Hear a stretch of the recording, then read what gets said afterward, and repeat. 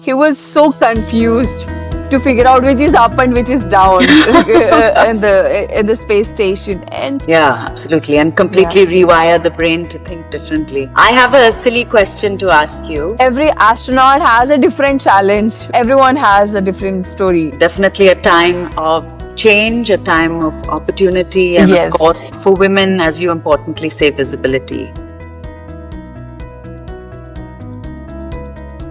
Space has always been humanity's boldest frontier, and India has shown the world how far ambition and ingenuity can take us. Hi, I'm Narika Holkar, Executive Director of Godrej Enterprises Group, and at Godrej, we've been privileged to be part of India's space journey for decades. What's even more exciting is who's driving the next chapter. Young people, especially women, who once sat in regular classrooms and thought, I want to be part of this. We've got one such incredible woman with us today, Janvi Dangeti, who's preparing to become one of India's future astronauts. Welcome, Janvi. Thank you so much for joining us. Hello, Narika. It's a pleasure to meet you and thank you for having me here today. Janvi, I wanted to ask you a question that's on all of our minds. What was the first moment that made you think, I want to go to space? And how did you really keep that? Because for a lot of children, it's something that they think about that's fascinating, but finally, when it comes to actually delivering on their ambitions, they're not able to. So I wanted to understand what sparked your original ambition and interest in space. Yeah. So honestly, I think that spark started really early. My parents moved abroad when I was 1 year old, leaving me behind with my grandparents. So I grown up in a village kind of environment with lush green paddy fields everywhere and clear skies almost all the time. And I always used to be in an imagination that moon was following me wherever I go. Like everyone has that, and I used to have that too. And whenever I asked my parents or grandparents why the moon is following me, they didn't laugh at my question. They answered gracefully that saying that maybe it wants you to be up there someday. And they also used to tell me so many bedtime stories about moon. That's one more thing that created spark towards space. That's wonderful. That's wonderful. And looking back, what would you say is the one bold step you're most glad you took as a teenager, which shaped your journey? So for me, I would say taking that first step out of my comfort zone, honestly, because applying for international air and space program when I didn't even know I would get selected, and that was probably the boldest decision of my whole journey. I mean, I was young when I got selected into this international air and space program. I was barely 18 at the moment, and I was the only Indian in the whole program, and that experience opened the door to everything else that followed up. And it taught me the courage isn't just the absence of fear; it's doing it anyway. That's my biggest bold step that I've ever taken in my whole journey. Very inspiring. I have a silly question to ask you. What does analog astronaut mean? An analog astronaut is someone who practices and participates in simulated space missions here on Earth. And during those missions, we test technologies and conduct experiments and also study human factors. It is one of the closest things of real space flight that we can have at the moment on Earth, and it prepares us mentally and physically for future missions. Got it. And could you just walk us through what a habitat simulation is and what some of the training is, just to make it real for us? Imagine you being in a locked room for days without an internet, without a mobile phone, just mission protocols. You will be working with a crew that you have never met before, and you will be you were never under such environments before, and teamwork becomes everything. You learn to manage resources, emotions, and problem solving in really good way, all while staying scientifically sharp. And it's intense but deeply rewarding, because you realize that what human adaptability really means. You have to be very careful with all the resources, because it's just like space. You don't have so much of resource around you. You have very limited water, and you have to value every single thing that is around you till you finish the mission. Very tough. Yeah, absolutely. And completely rewire the brain to think differently. You know, you touched upon this whole idea of collaboration and trust. And, you know, it's such an important part of anybody's career. But if you could give an example of where where the idea of collaboration and trust most resonated with you, I think that would be something very interesting for me personally. Yes, for me, every mission is a collaboration, because every analog mission that I did, every training program that I've undergone with the crew that I've never worked before, they're always strangers, and you have to trust the stranger and then move forward with your program. And if you want to make your mission successful, you have to work together. Let's say one of our crew member wants to go out of the mission, the whole mission is like, it's collapsed. It's no longer a mission, and everyone in the crew have to disqualify. And so even I faced one of such situation. One of our crew member was really sick, and she was mentally exhausted, and she just want to go out. But we as a crew counseled a lot, and we helped her to heal slowly mentally, and she's back. She was back, and she built her over, and she came back with full energy, and she did so well. It was possible only because of the whole crew collaborative, taking care of her and looking after her.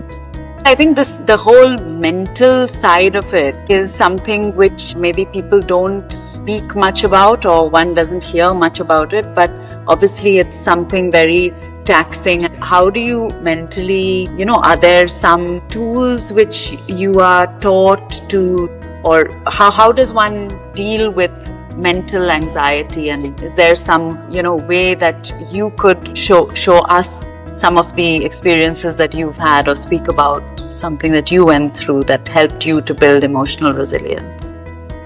These analog missions always teach us how to deal with the mental anxiety when you are in a confinement, because space often comes with extreme conditions, where it can be medical conditions or psychological conditions or human factors or technical factors. It's always an extreme programs, and also it comes with a line that you have to be prepared for unprepared challenges. Every astronaut has a different challenge when he or she go to space up there, and everyone has a different story.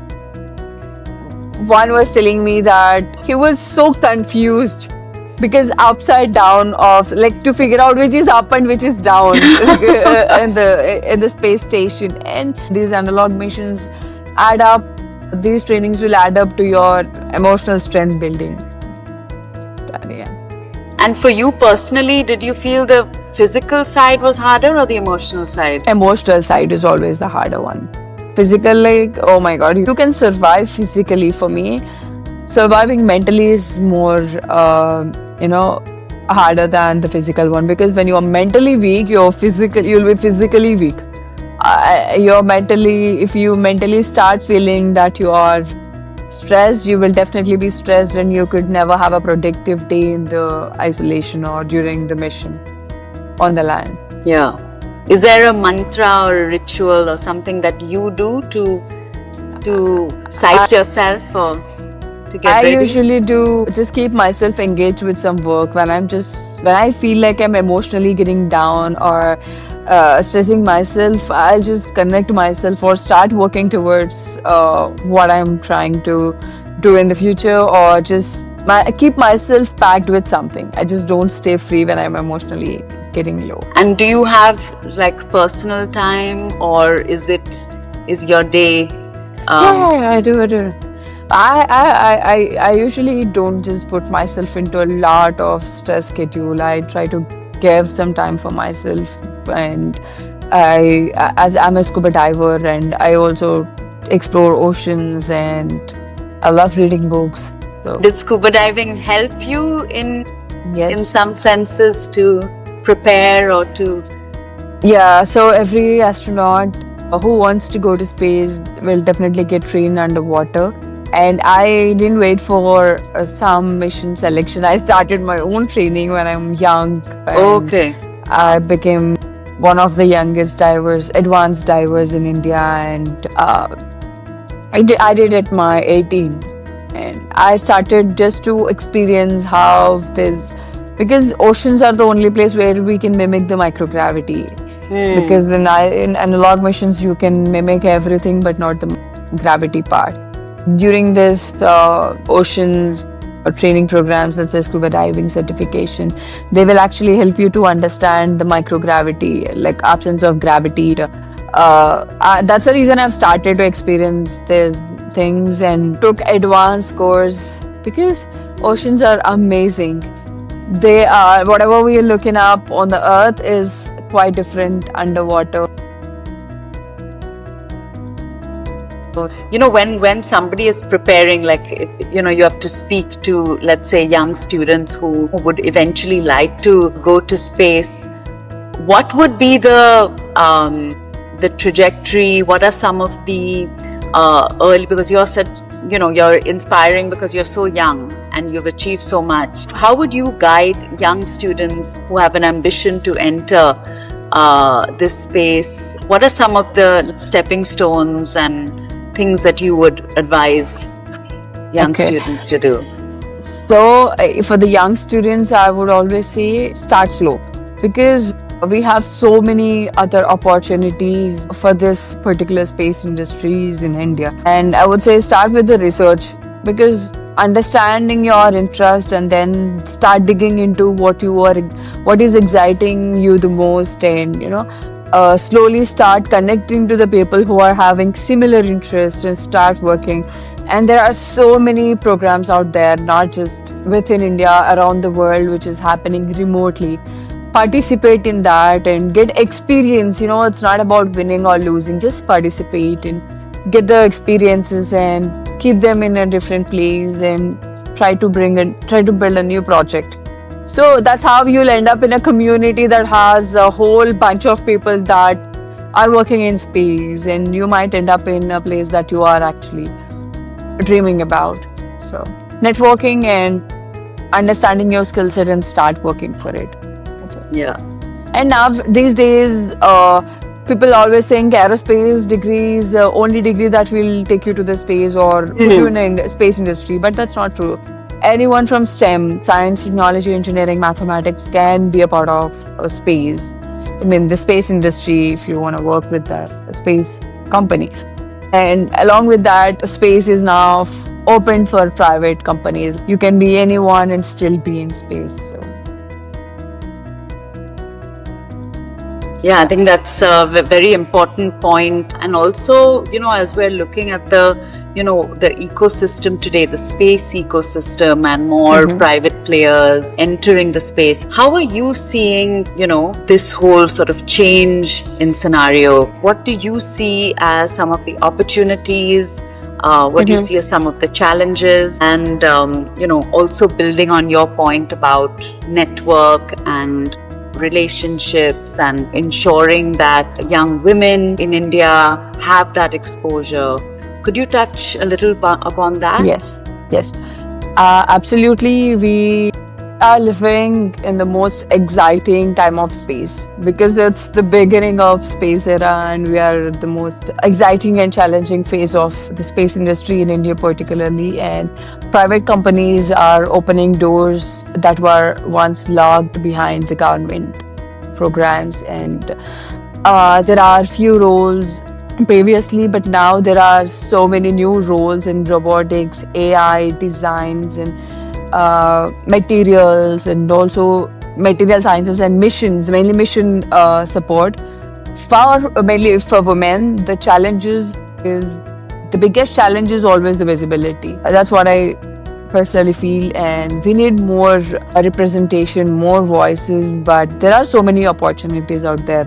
Opportunities are massive. The thing is, we have to have the voice, and this is the time to be bold and take up leadership roles in the new space economy. Absolutely, absolutely. Definitely a time of change, a time of opportunity, and Yes. of course, for women, as you importantly say, visibility. Very Yes, important. visibility, yes. Because that's what inspires others. Because unless and until you achieve something and no one knows about it, and no one would ever take that step to move out of their zone. And if I can do, you can do. Absolutely. And as a woman, and also, in this frontier of space, have you ever faced skepticism from people to say, this is not possible, why don't you do something else? And, did you ever face something like that? And Yes. how would you reassure other women and young people who may be faced with similar doubts and skepticisms to keep soldering on and moving forward? Yes, I've honestly faced a lot. People saying this is too ambitious or you're dreaming too big. That's what I often hear from people. Like, even my own family used to say at a point they used to be like, "Chadvi, get on to some serious career." And when they realize that it's something that's a very long-term goal, they stop saying that. They understood the depth behind the journey that I'm at the moment, and I learned to take such statements or words fuel me rather than a discouragement. And what matters is staying aligned with your purpose. You can't control what others are saying, but you can always control your purpose, and you can always control your consistency. Every time I achieve something or take a step forward in my journey, whether it's training program or some research milestone, it reminds me that belief backed by effort always wins, and that's what truly matters. You should be consistent with what you want to achieve. And I personally, when I feel stopping all of this, I always go back to the question why I've started all of that, and that gives me the motivation to keep myself focused in what I'm trying to do. Yeah, I think very powerful words and strong reminders for each one of us Yes. to really stay focused, what we want to achieve, and not to get sidelined by all the white noise, which sometimes tends to become center stage. Your story really reminds us that while space may be something silent, it speaks volumes about human courage, imagination, and belief. You carry with you not just one dream, but the dreams and aspirations of an entire generation who dare to dream and dare to try. And we'll be watching your journey with pride and with joy. And thank you so much for joining us today. I'd like to wish you all the very best. Thank you so much for having me today. It's a pleasure to be here. Thank you.